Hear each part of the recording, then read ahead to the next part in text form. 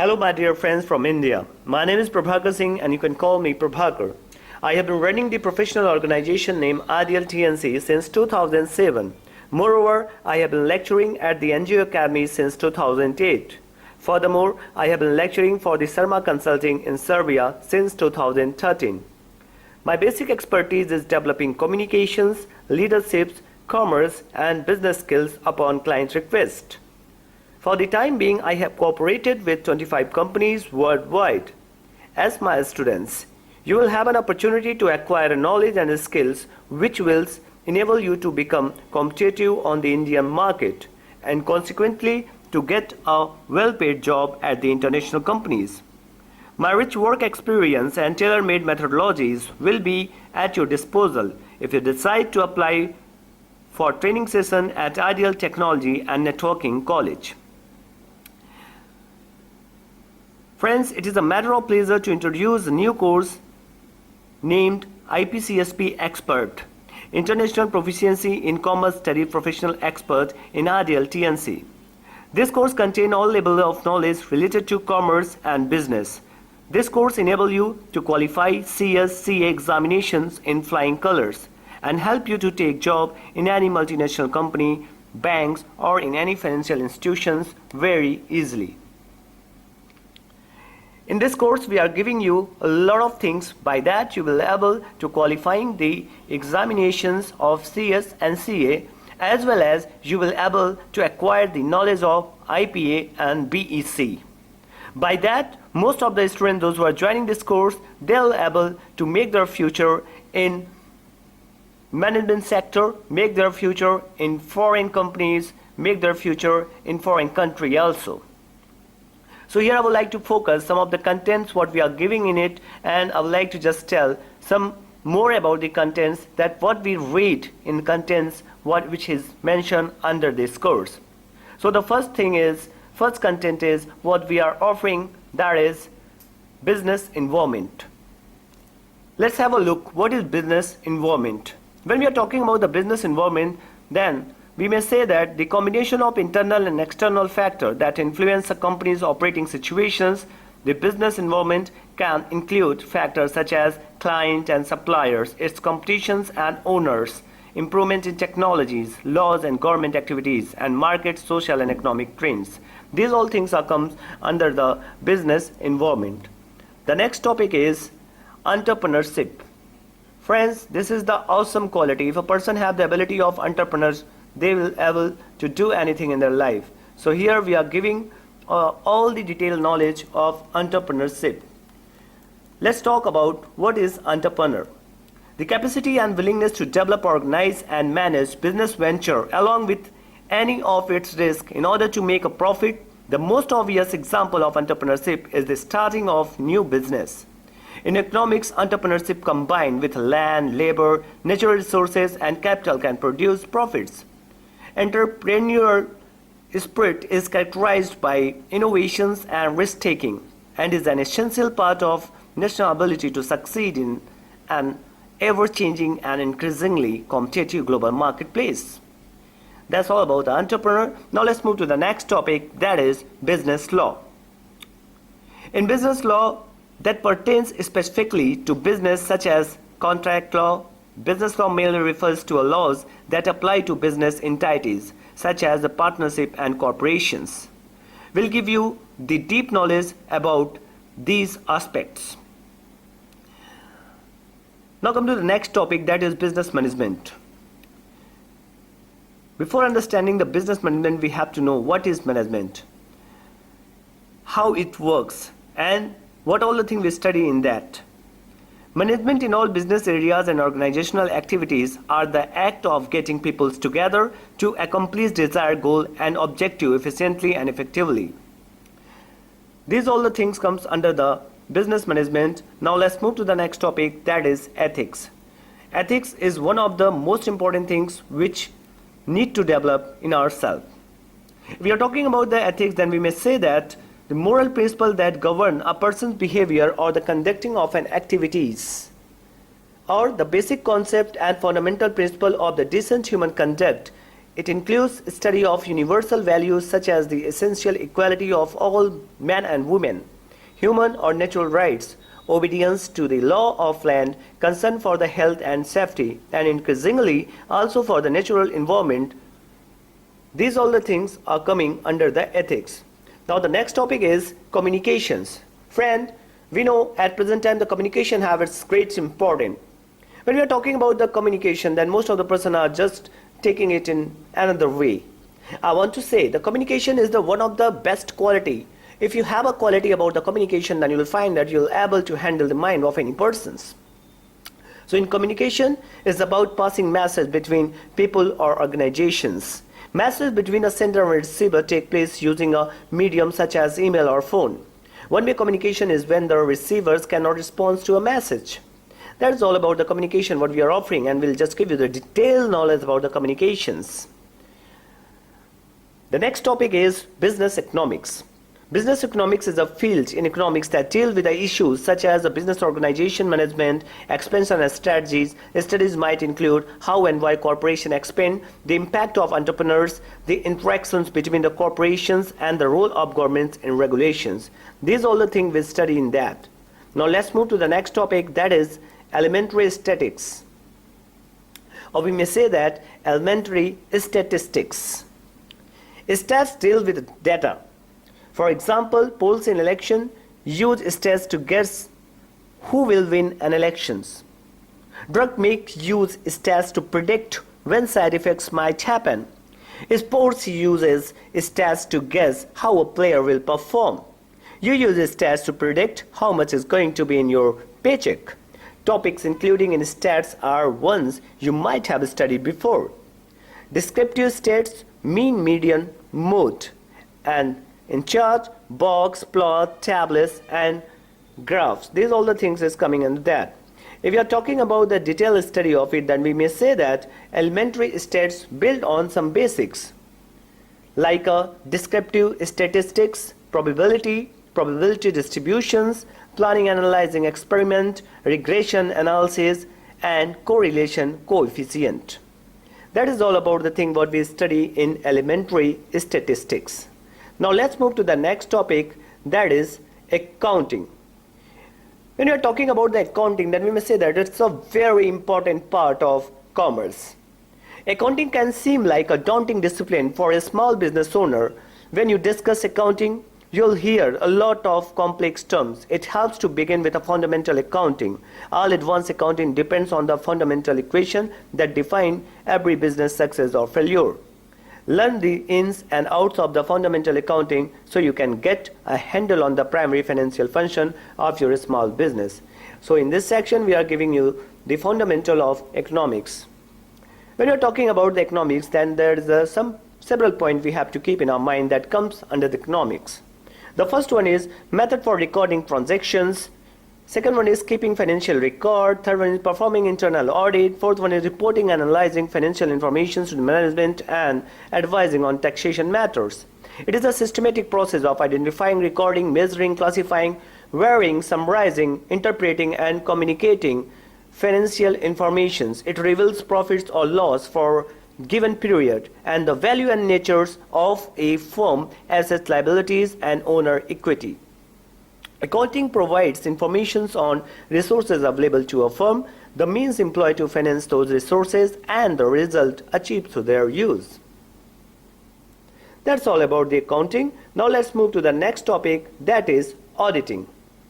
When you're talking auditing, that we may say that auditing conduct an official financial inspections only. In systematic examination and verifications of firm's book of account, transactions record, other relevant documents, and physical inspections of the inventory by qualified accountants called auditors. During a financial audit, an auditor evaluates a legal entity to determine how valid and reliable its financial statements are. An auditor is tasked with providing a reasonable assurance that the statements are free from error or fraud. The growing number of companies, changes in financial laws, and increased scrutiny of companies' finances have all kept accountants and auditors in high demands. Accounting degree programs are consequently growing in popularity as well. There is a lot of intricate work involved in auditing a company. To be able to state an opinion of reasonable assurance, auditor follow the following standards and principles. That is all about the foundation program what we are offering in our first module. Now let's move to the talk about the next module, that is about the executive program as per the CS level, and the second module as per the Ipcsp course. In this module, the first topic what we are teaching you about, that is company law. If we are talking about the company law, then we'll find that the company law is consist the field of law concerning companies and other business organizations. This include corporation, partnership, and other association which usually carry on some form of economics or charitable activities. Legislation under which formation, registration, or incorporations, governance, and dissolution of a firm is administered and controlled. These all aspects we learn in detail in this section. Next point what we are offering in you, that is a type of accounting process that aims to capture companies' cost productions by assessing the input cost of each step of production as well as fixed costs such as depreciation of capital equipment. Cost accounting will first measure and record these costs individually. The compare inputs results to output and actual result to aid company management in measuring financial performance. These are all the things which concern with the cost accounting. Friends, I just want to say that when we are talking about the cost accounting, management accounting can be considered as an extension of the cost accounting management. Accounting utilizes the principle and the practices of financial accounting and cost accounting in additions to other modern management techniques for efficient operation of company. The main thrust in management accounting is towards determining a policy and formulating plans to achieve the desired objective of management. Management accounting makes a corporate planning and meaningful. That is all about the management accounting and cost accounting. Now friends, let's move to the next topic, that is economics and commercial law. In this topic, we'll teach you to provide skills that are necessary for understanding of economics and legal theories, but can also be applied in many other situations. As a result, graduates are able to embark upon a successful career in banking, finance, the civil service, and wide range of legal and management roles. The thing what we are offering about that will help you in every ground. The next topic what we are offering about, that is tax law. Tax law is an area of legal study dealing with the statutory, regulatory, constitutional, and the common law rules that constitute the law applicable to taxations, which is method by which the government levies on economic transactions. That is all about tax law. Now let's move to the next topic, that is company account. When we are talking about the company account, we may say that company account, the formal business relationship established by the company administrator to provide individual in an organization access to GBT products and services. Or we may say that the company accounts are disclosure of the financial information of a limited company, usually provided in the form of a profits and loss account and balance sheet. Company accounts are usually filed annually. That are all the things we learned in the company account. Friends, let us talk about the new and very interesting topic, that is capital market. When you're talking about the capital market in definition, we may say that the capital market is a market where buyers and sellers engage in trade of financial security like a bond, stock, etc. The buying selling is undertaken by the participants such as individuals and institutions. If we are talking in description, then we may say that the capital market helps channelize surplus funds for savers to institutions which then invest them into productive use. Generally, this market trades mostly in long-term securities. Capital market consists of primary market and secondary market. Primary market deals with the trades of new issues of stock and other securities, whereas secondary market deals with the exchange of existing or previously issued security. Another important division in the capital market is made on the basis of the nature of security traded, that is the stock market and the bond market.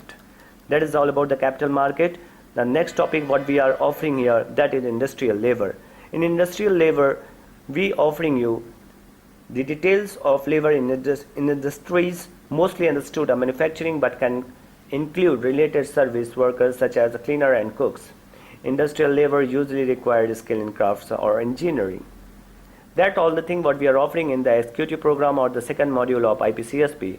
Now let's move to the third module of the IPCSP and the courses which it concerned. That course comes related to the professional level. Company law and practices. The first topic what we are offering in it. If you are talking about the company law, I just want to give you a small glimpse what are company law and practices. This module examines the increasing significance of the companies in contemporary society. It addresses fundamental issues of the law affecting these organizations, including the ideas that they address fundamental issues of law affecting these organizations. Companies distinct legal person. The module considers the powers and the duties of those involved in companies and the consequences of a company failing to meet relevant legal standard of conduct. It will be of interest to you if you are involved in the companies and wish to develop or refresh your knowledge and understanding, or if you have a regular dealings with the companies in your personal or professional life or purely for academic study. The module deals principally with the law of England and Wales. That all the thing what we are giving in the company law, we'll just give all the detail which is related to that. And the next topic what we are offering about, that is Secretarial Audit. This is a new sections and seeks to provide that every listed company and companies belonging to prescribed class or classes of companies shall annex a secretarial audit reports given by a company secretary in a practice with a board report. The form of such a report shall be prescribed by the central government. The board in respect shall explain any qualifications or other remarks made by the company secretary in practice. This section further provides penalty for the company or any officers of the company or the company secretary in practice. One small topic more I would like to say which is related to the company secretary, that is due diligence and complaints. When we are talking about the due diligence and complaints, contrary to what your instinct may tell you, complaints from the employee aren't necessarily bad news. They can alert you to real problems. They can also indicate that an employee has a bad attitude. As you short of the issues, keep these guidelines in mind. So we are giving the detail of the due and diligence and complaints about how to handle these all things. In that we'll find that your response is crucial, maintain standards, review your documentation. These are all the basic factors you have to just keep in your minds when you are handling this kind of situations. Now let's move to the next topic, that is corporate restructuring valuations. When we are talking about the corporate restructuring valuation, we may say that in most competitive environment, corporate restructuring can strengthen a company's position for achieving its short-term and long-term corporate objectives. We can process your corporate restructuring through amalgamations, merger, acquisitions, joint venture, disinvestments, buyback of shares, etc. Corporate restructuring can help restore, preserve, and enhance the value of organizations. Or we may say that investment competency to carry and comprehensive valuation applying to the most appropriate valuation model on technique and mass. These may include valuing alternatives, corporate strategies, valuing in acquisitions, target valuing a division as a potential divestiture, evaluating a change in a financial structure. In corporate restructuring, valuation may be used in a negotiating tools to determine the price that can be paid in generally the objective most valuation exercise. Now let's talk about more about corporate restructuring. As per, if we are talking about the dictionary's meaning, or corporate restructuring is a change in a business strategy of an organization resulting in a diversification, closing parts of the business, etc. to increase its long-term profitability. Corporate restructuring is defined as the process involved in the changing the organizations of a business. Corporate restructuring can involve making dramatic changes to business by cutting out or merging departments that often has the effects of displacing staff members. Now let's talk about the next topic, that is insolvency. In major terminology, the situation where the liabilities of a person on a firm exceeds its assets. In practice, however, insolvency in the situations where an entity cannot raise enough cash to meet its obligations or to pay debts as they become due from payments. Mere insolvency does not afford enough ground for lenders to petitions for involuntary bankruptcy, or the borrowers of the face a liquidations of his or her assets. Corporate insolvency. A company is considered to be insolvent if it is unable to pay its debts. There are two tests for the corporate insolvency: cash flow test and balance sheet test. We'll give all detail of it and point to point. The next topic is information technology. Friends, as you know very well that information technology play a very important role at present time. All the work is depend on the information technology. When we are talking about these applications, we find that we read about the computers, telecommunication equipment to store, retrieve, transmit and manipulate data. Often in the context business, other enterprise, the term is commonly used as a synonym for computers and computer network, but it is also encompasses other information distribution technologies such as television and telephone. Several industries are associated with information technology, including a computer, hardware, software, electronics, semiconductor, internet, telecom equipment, e-commerce, and computer services. These are all the things we provide you in detail, and by that you'll just get a lot of better knowledge. Now let's talk about the next topic, that is treasury management. In treasury management, we just give you the meaning of it, objective, significance, function and scope of treasury management, relationship between treasury management and financial management, role and responsibility of the chief financial executive, tools of treasury management, internal treasury controls, environment for treasury management, present status, treasury management India. These are all the things we are just offering you. Now let's talk about the next topic, that is Forex management. In Forex management, here we just learn about the nature, significance and scope of Forex management. Forex management, we learn the foreign exchange market. Foreign exchange market rates, determinants of foreign exchange rates, codes, type of exchange rates, forex trading, foreign exchange risk, exposure and their management, exchange rate forecasting, present status of foreign exchange market in India. Now let's move to the next topic, that is the concept of business ethics. As we have discussed earlier also, here we are just giving you the more detailed knowledge about the business ethics. Business ethics is a form of applied ethics, is a broad sense. Ethics in a business is simply the application, moral or ethical norms to business. Business ethics refers to a code of conduct which businessmen are expected to follow while dealing with others. Code of conduct is a set of principles and expectations that are considered binding and any persons who is members of particular groups. The alternative name for a code of conduct are code of ethics or code of practice.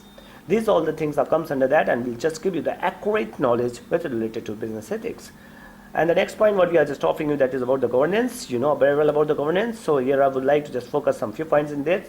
The heart of the corporate governance is transparency, disclosure, accountability and integrity. It is to be boom in mind that where mere legislation does not ensure good governance flow from ethical business practice. Even when there is no legislation, governance is a concern with the intrinsic natures, purpose, integrity and identity of organizations, with a primary focus on the entirety, relevance, continuity and fiduciary aspect.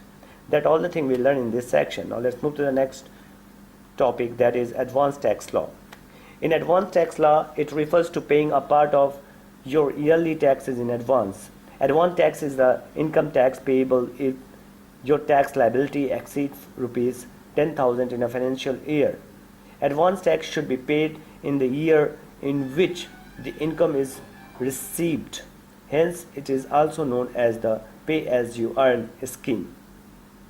Advance tax is applications when an individual has sources of income other than his or her salary. For instance, if one is earning through capital gains, interest on investments, lottery, house, property, business, and the conceptual becomes relevant.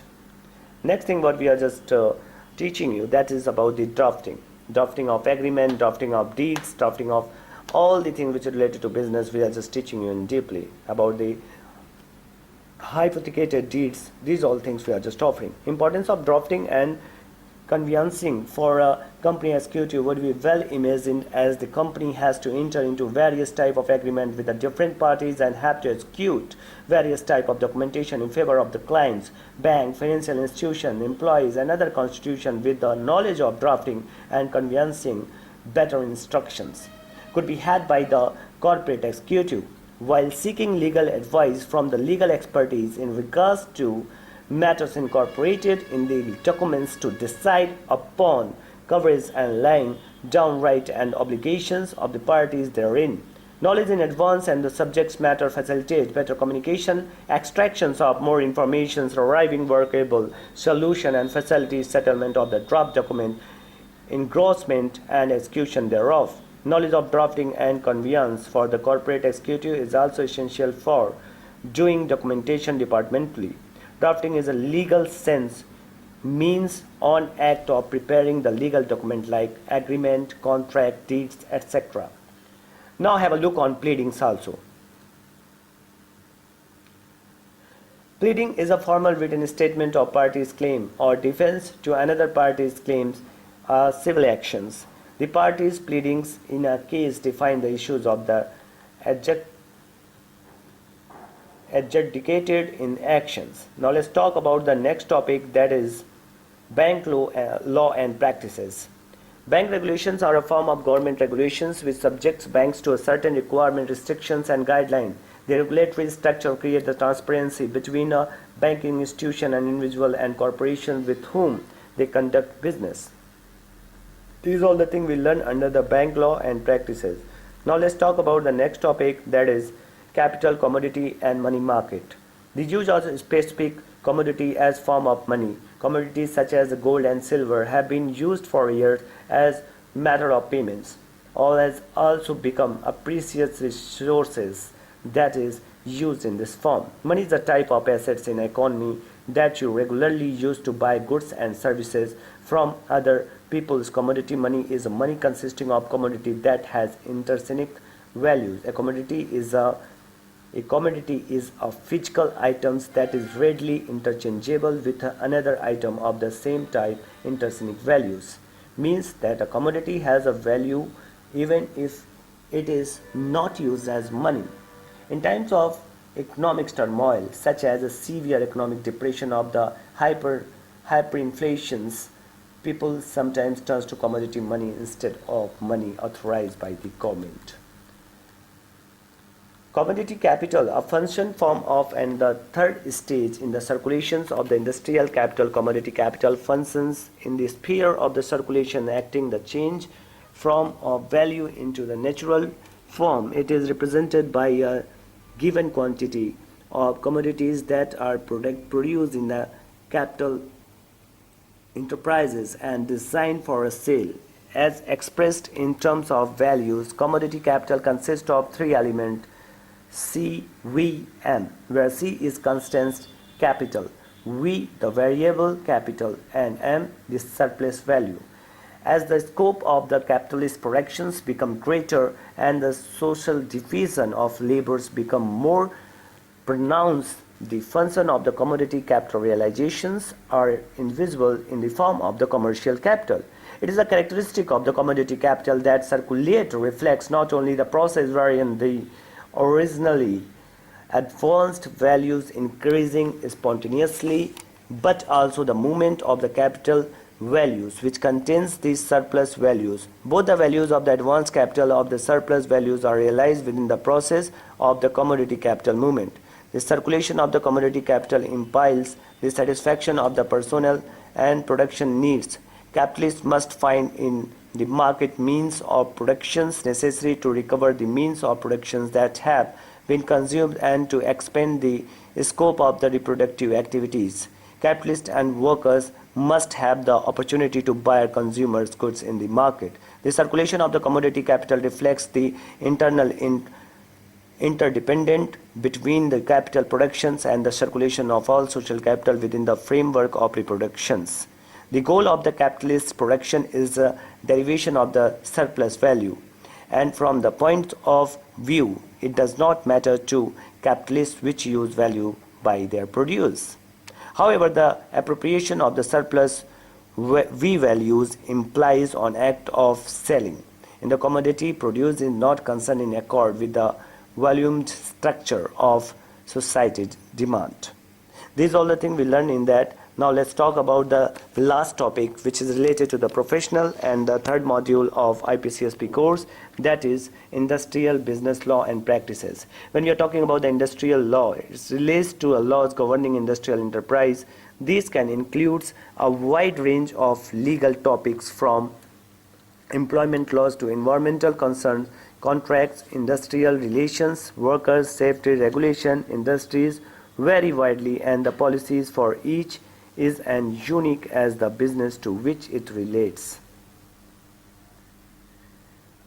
Now friend, have a look on business law also. Business law deal with the creations of the new business and the issues that arise as existing business interact with the public, other companies and the government. This area of the law draws on a variety of legal discipline including tax law, intellectual property, real estate, sales, employment law, bankruptcy and other business law.